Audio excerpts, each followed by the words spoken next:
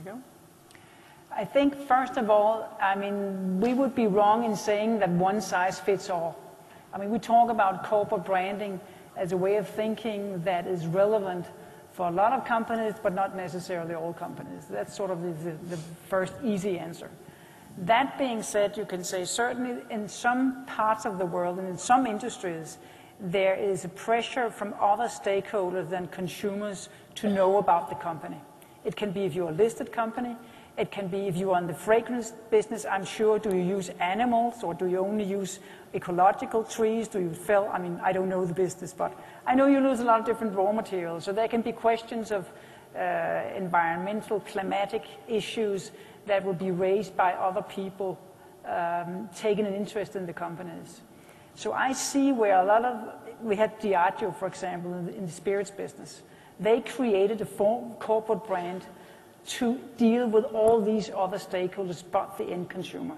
The youngster who drinks their Bacardi Breezer that doesn't care much about who is the eventually producer, but a lot of other people do.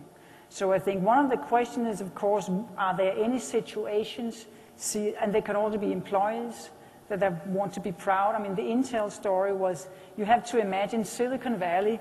Some people were working from Apple, some people were working for Oracle. They were all competing about who would work for the most cool employer at the time. And you know, if you're working for nobody compared with CIA, that's a problem. Novo Nordisk, when they did their big diabetes campaign internally and externally, they were always mistaken for being Novartis in the US, which was a huge source of frustration.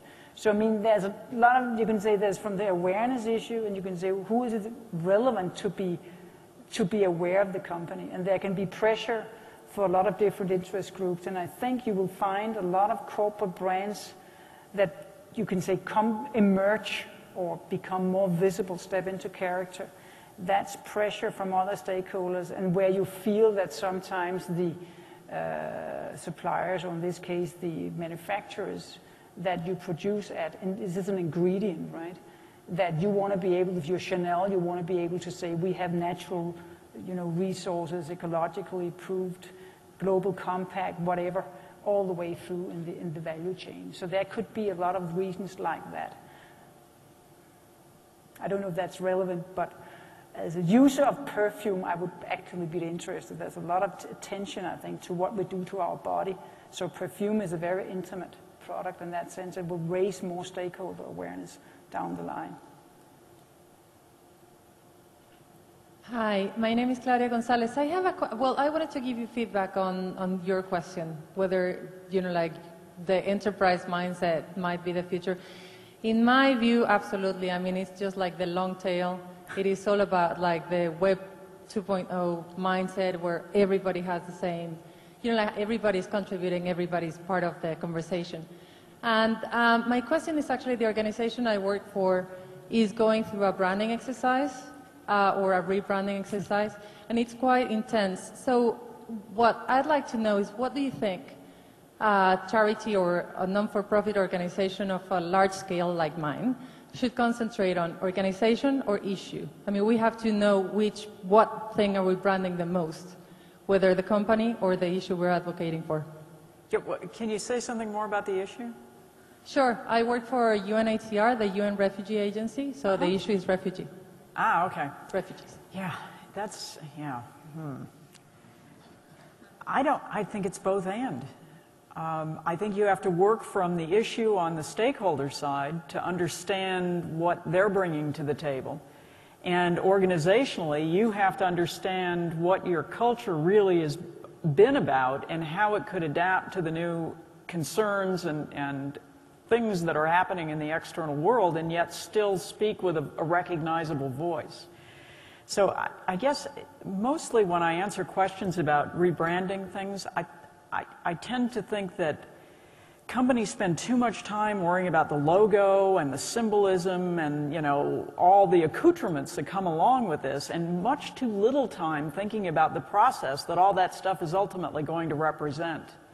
If you don't have a good, solid conversation going on with the people that you're attempting to serve and whose interests are being affected by the way in which you're behaving, then I think it's premature to go into some of these other exercises, but I have to say I don't know of a single large corporation or public organization that doesn't make that mistake before it gets it right.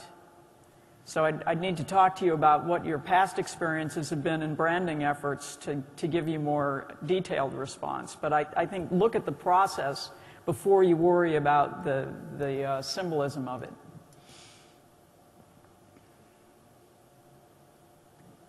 That's one of the things we talked about, and maybe the McDonald's example was a good one, and you can say we have a huge chapter on the Lego story, and of course there's much, much more detail to it, but I think what a lot of these companies share that today have been able to get into this listening and respond is a lot of mistakes beforehand.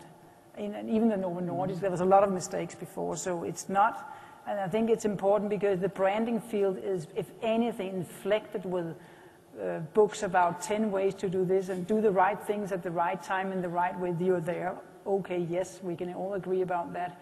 But I think it's important to learn also from your mistakes. And in that sense, I think that's a good news for the moment that a lot of these really profound rebranding exercises came out of failure and came out of some sort of temporary crisis. And I guess that these days is something we all need to remind ourselves that there is hope and it will go away. In that sense, you can use that as an opportunity for a serious rethinking, which it can be much, much difficult to do in a period of continuous growth and success, as the Lego case showed.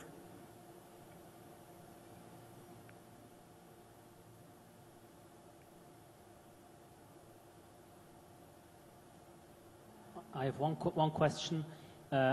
What would you recommend for a country such as Switzerland, which was quite heavily in the press worldwide on financial crisis, the topic of tax issues, to go through such a rebranding process? How would a country do this?